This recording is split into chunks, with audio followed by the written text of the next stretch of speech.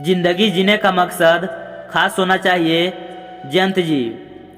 जिंदगी जीने का मकसद खास होना चाहिए जयंत जी। और अपने आप पर विश्वास होना चाहिए। और अपने आप पर विश्वास होना चाहिए।